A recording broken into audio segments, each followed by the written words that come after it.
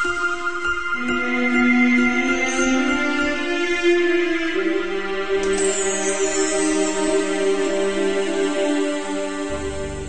everyone and welcome back to a very sad day on XCOM. Let's play Terror from the Deep. Indeed, we have lost our entire squad. Men, women, children, dragons, humans, all have been destroyed in the wake of Alien Colony number 1. Let's check our base. That's right, that's all that's left. We're first going to purchase 14 new Aquanauts and an additional Triton. We're also going to need to sell some stuff immediately. Well, let's actually just check the score.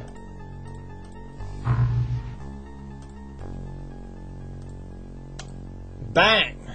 That's a score of minus 525. A huge penalty, which means basically we're going to be under the chopping board again. We're going to need to recover from this dastardly blow that the aliens have dealt us. If only we had completed the research for sonic cannons, then we might be at a bit on parity, or even have the ability to use molecular control ourselves through the MC lab. There are not enough Ajax torpedoes to rearm the Barracuda, so we shall need to purchase some new Ajax torpedoes, but there's not enough storage space. In other words, I'm pretty much completely locked down. When this submarine does come, I'm not going to be able to arm it at all. The medikits are completed. Let's sell the medikits. We're going to need the money.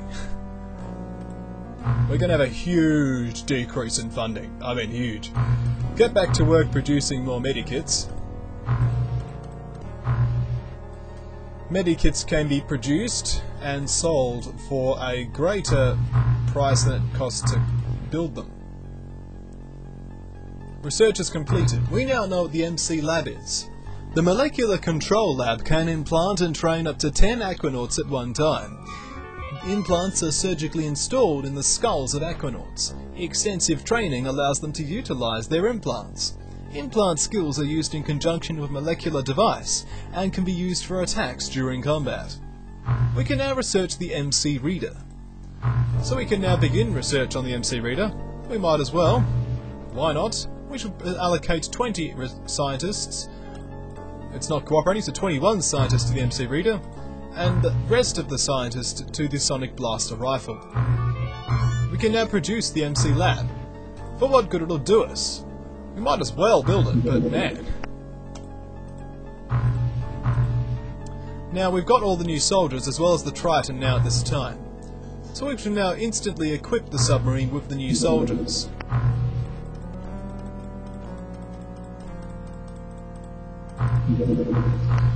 Now how are our stores going? Base information. We're using a total of 100%.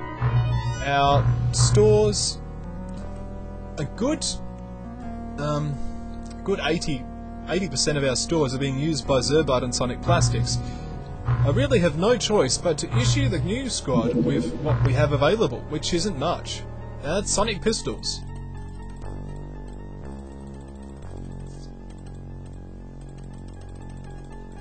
It will, however, lighten the load a bit on the stores.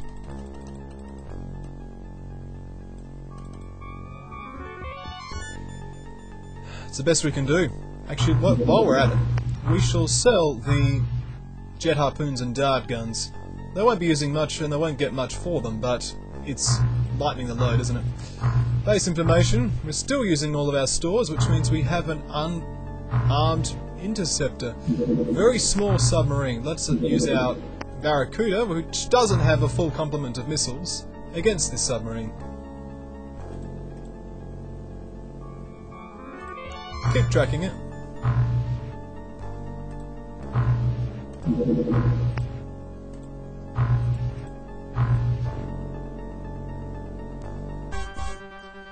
I see, we've got 5 missiles in total. Well, cautiously attack it. We don't want to waste the 5 torpedoes we have.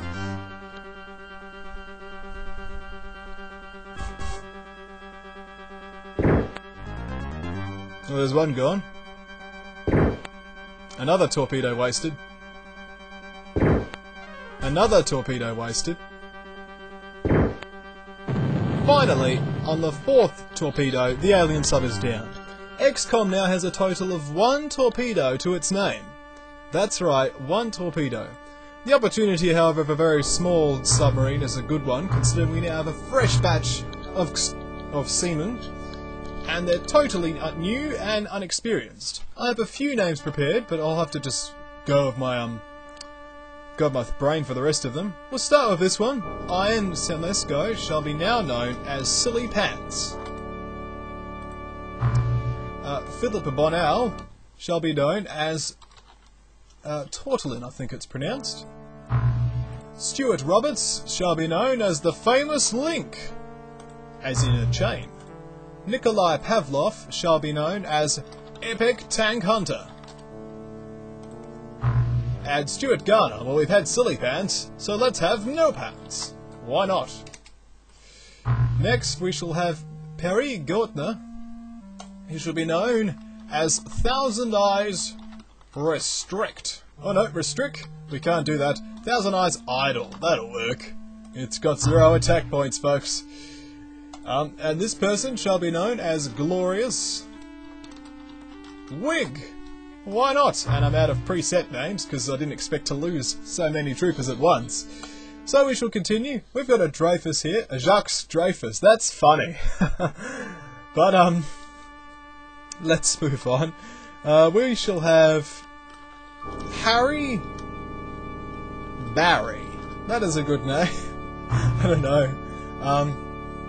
Staniel Alventes, I don't know what your name is. It shall be called Man with Stencil, because all men should carry stencils with them. They never know when they need to draw a perfect circle and need to have that stencil ready. This person's stats are indeed extraordinary, so we shall call this person the Extraordinary Figure. I can't figure out how to spell it. I can't be bothered getting spell check, so we just call him the Extra Bubblegum Man. There we go, because extra is a bubblegum, and I've plugged it accidentally. Jason McLeod shall be known as Crazy George, because there's too many crazy items. Connor Tablot shall be known as Dependable Guy, because we need dependable soldiers in our new team. Annette Cook shall be called the Lonely Scared Girl. Not sacred, scared girl. Because as far as I can tell, she's the only female in this entire team. And Jew Roberts shall be known as the Pencil. That's right, the Pencil. That's a good name. No one argue with me. It's a good name. Right, now we can intercept this Triton with our brand new squad of troops. Crash Site 21. It's almost like it's Crash Site 1, because our troop is entirely new.